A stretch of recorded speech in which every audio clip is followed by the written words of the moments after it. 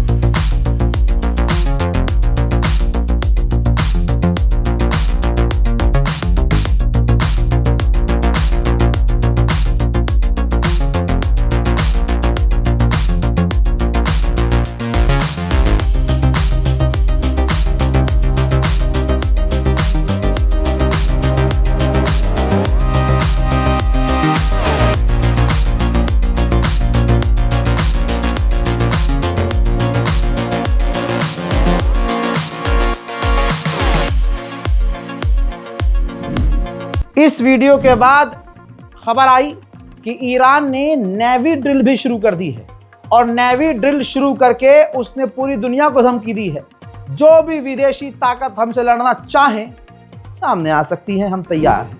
हजरात, अगर चाइना और ईरान ने, तस्वीर आपके सामने है, डील कर ली है, डिफेंस की डील की है और डिफेंस कॉर्पोरेशन और जो सिक्योरिटी को लेकर खतरा दोनों देशों को है कुछ बड़े देशों से, उस पर दोनों ने साइन कर लिया है कि हम एक दूसरे का डिफेंस पॉलिसी में साथ देंगे।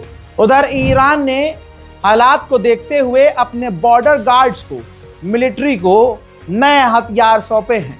इसके अंदर आर्म व्हीकल्स और कई तरह की मशीन गन और हथियार देखे गए हैं। वहीं दोस्तों, सबूत ये रहा, रशिया से और भी कार्गो जहाज हथियार लेकर ईरान पहुंचे हैं। उधर ईरान ने बॉर्डर के इलाके में, ये रही वीडियो देख लीजिए, बॉर्डर के इलाके पर अपने खुद के द्वारा बनाए गए डिफेंस सिस्टम को तैनात करना शुरू कर दिया है। दोस्तों, जीसीसी को आप जानते हैं, गल्फ कॉरपोरेशन काउंसिल, जो इजराइल के लिए कुछ नहीं बोलता, फिलिस्तीन के हक के लिए नहीं बोलता, निंदा के अलावा अब तो ये निंदा भी नहीं करता। इसने फिर भी अमेरिका इजराइल के इशारे पर एक बयान जारी किया और जो विवादित 3 आइलैंड है ईरान के, उसको कहा है, यूएई का है कि इसको वापस यूएई को लौटा दिया जाए, जिस पर ईरान भड़क गया है। ईरान ने कहा है दुश्मन के हाथों ये पपेट बन चुके हैं और अमेरिका और इजराइल का ये खेल है। जो आयरलैंड हमारा है वो हमारा था, हमारा रहेगा। रेड लाइन को जीसीसी क्रॉस ना करे। दोस्तों, आप देख रहे हैं यूएई सूडान के अंदर क्या कर रहा है। उसने क्या किया, यूएई अब यमन के अंदर घुस रहा है। यूएई यमन के लड़ाकों को पैसा और हथियार देकर अब यमन के इलाकों पर कब्जा कर रहा है। खुद का तेल ये बेचकर खा चुके हैं, हराम कमाई कर चुके हैं। अब ये आसपास के इलाकों पर अमेरिका और इजराइल की तरह नजर डाल रहे हैं। ये वही कहानी है कि दूसरे का आइलैंड है, लेकिन अब ईरान के आइलैंड पर यूएई की नजर है। सोचिए, जो जीसीसी आइलैंड की बात कर रहा है वो ईरान का नहीं है, यूएई का, यूएई को दे दिया जाए। आप सोचिए, जीसीसी, यही गल्फ कॉरपोरेशन काउंसिल, दूसरे अरब देशों पर जब इजराइल हमला करता है क्यों नहीं बोल रहे? भाई, लाइव बता रहा हूं, लेबनान पर इजराइल ने फिर से हमला किया है, बड़ी तबाही मची है, बड़ा नुकसान हुआ है और जीसीसी यहां पर मुंह में गू डालकर खामोश है। يا حسين بدأ الرئيس بري الله والسيد موسى الصدر الله أكبر।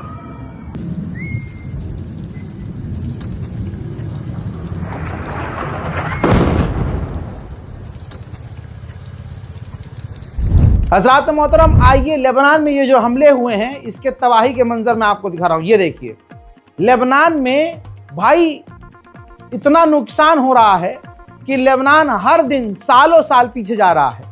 वहां के आम जनता पर हमला इजराइल कर रहा है, लेकिन जीसीसी और अरब जैसे देश पूरी तरह से खामोश हैं। बस ये ईरान के खिलाफ बोल लेते हैं। लेबनान से बड़ी खबर यह आई कि 20 साल बाद लेबनान ने इजराइल से डायरेक्ट बात की है। इजराइल के ऑफिशियल्स लेबनान पहुंचे थे, फ्रांस के भी ऑफिशियल्स थे, अमेरिका के भी ऑफिशियल्स थे, बात की गई है, पहले दौर की मीटिंग हो गई है। अभी क्या फाइनल हुआ है कुछ नहीं पता, लेकिन सेकंड फेज की मीटिंग बहुत जल्द होने वाली है। लेबनान के प्रधानमंत्री ने कहा कि बॉर्डर पर शांति तभी होगी जब इजराइल पीछे हटेगा, डील करेगा, इकोनॉमिकल रिश्ते करेगा और अपनी गुंडागर्दी बंद करेगा। साथ में उन्होंने इजराइल को खुश करने के लिए यह भी कहा कि हिजबुल्लाह को हथियार किसी भी हाल में डालना होगा। सोचिए, देश आपका और पड़ोसी देश अलर्ट जारी कर दे सोशल मीडिया और वेबसाइट पर कि इन इलाकों को खाली कर दो, तो सोचिए ये इंटरनेशनल लॉ का कितना बड़ा उल्लंघन है। ये देखिए, इजराइल ने लेबनान के कई इलाकों को हाईलाइट करके खाली करने का हुक्म जारी कर दिया है। लेबनान पर इजराइल बड़े हमले करेगा, वो पहले ही बोल चुका है। अब आसमान में आप देख सकते हैं लेबनान के अभी भी इजराइल के ड्रोन लगातार उड़ रहे हैं।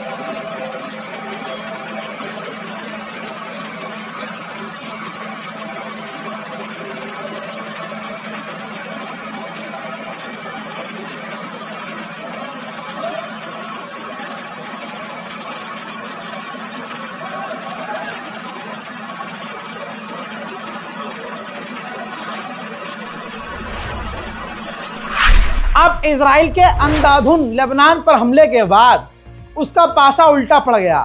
ठीक वैसे ही जैसे ईरान पर इजराइल ने हमला करके लोगों को डराया और कहा कि अब अपनी सरकार गिराओ और सुप्रीम लीडर के खिलाफ सड़क पे आ जाओ, हुआ लेकिन उसका उल्टा था। ईरान टूटने के बजाय एक हो गया। लेबनान में भी ऐसा ही होना शुरू हो गया, क्योंकि हिजबुल्लाह ने पहले ही कहा था कि अगर हम पीछे हट गए, हिजबुल्लाह अगर पीछे हट गया, हथियार डाल दिए, तो इजराइल का एक तरह से लेबनान पर कब्जा पक्का है। अब लोगों को समझ में आ गया कि भाई हिजबुल्लाह अभी इतना कमज़ोर है, तो इजराइल ने यह हाल कर दिया है। अब वहाँ के लोगों ने हिजबुल्लाह के समर्थन में लेबनान में नारेबाजी शुरू कर दी।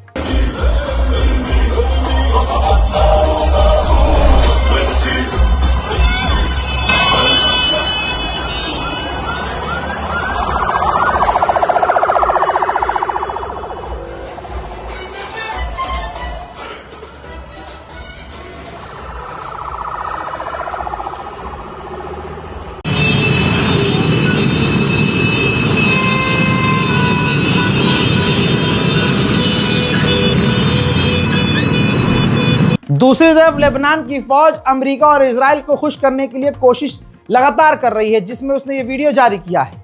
लेबनान की ऑफिशियल फौज ने ये वीडियो जारी किया है, कहा है कि हमने हिजबुल्लाह के हथियार और हिजबुल्लाह के कई सारे ठिकानों पर छापेमारी करके हथियार और उसकी बहुत सारी चीजों और सैनिकों को कैद किया है, जब्त किया है। उधर देखिए सीरिया क्या कह रहा है। सीरिया ने कहा है कि हमने लैंड माइन जमीन में छुपाकर बम बिछाए थे हिजबुल्लाह के लिए, लेकिन हमारा ही आम नागरिक सीरिया का उसी बम के चपेट में आकर मारा गया है। जाल बिछाया था हिजबुल्लाह के लिए, तो सीरिया में भी आप देखिए जो सरकार है हिजबुल्लाह के खिलाफ है, लेकिन मारे उसके खुद के गए। उधर रशिया ने ऐलान कर दिया है कि सीरिया के अंदर जो हमारा मिलिट्री बेस है वो ऑपरेशनल रहेगा, हम उसे बंद नहीं करेंगे।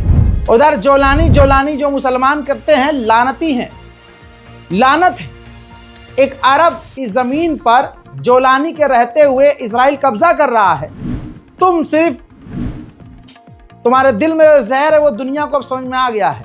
सबूत दूं, ये देखिए, जोलानी के ही रहते हुए, तुम्हारे पसंदीदा जोलानी के रहते हुए सीरिया के अंदर इजराइल एक और नई जगह पर मिलिट्री बेस बना रहा है। उधर मेरे दोस्तों सीरिया, लेबनान, हर जगह हमले के बाद गाजा पर भी हमला इजराइल कर रहा है।